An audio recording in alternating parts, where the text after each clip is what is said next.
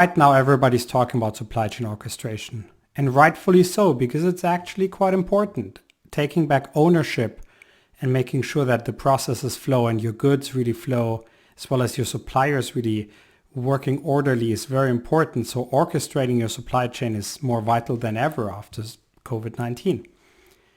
So with all the talks around orchestration, there's one obvious question that everybody asks themselves. I don't know if that is true, but I ask this myself, and that is, what if a supply chain would be a rock band? I thought the best way to go about this is just looking at a control tower, right, which is the ultimate form of orchestration and control. So if we look at a control tower, there are different facets to it and different assets. And today we will look how each of those can play a role in a rock band and what members would they be. So we start right now with the singer actually, so let's hop right into it.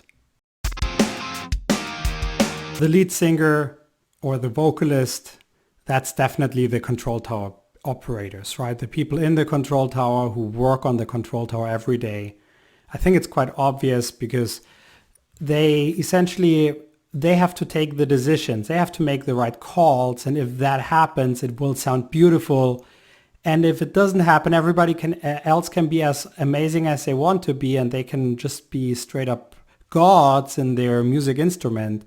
But without the singer being good and energetic in front of the stage, not a lot will actually happen, right? So they decide the fate of your supply chain. They work hard for it every day, and they should be in the limelight, and that's why the singer is the right position for them.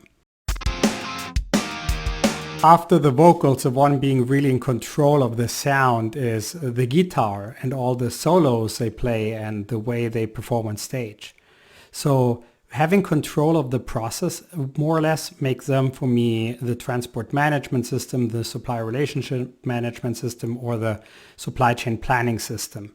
So they really take control, they bring it in order, and without them, the band is somehow lost. You know, the sound is not the same if you don't have a guitar.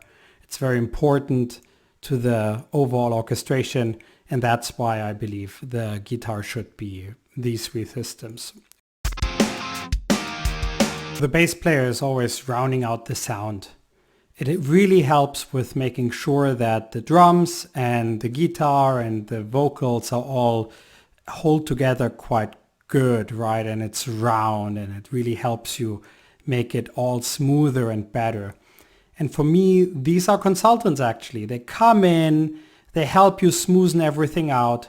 They are not there all the time, because bass players only very seldomly play bass solos, but I mean, they're there, right? And they help you and they support you and they smoothen things out.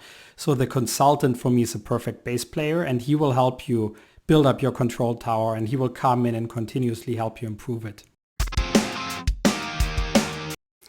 Last but not least, we are now at the drums.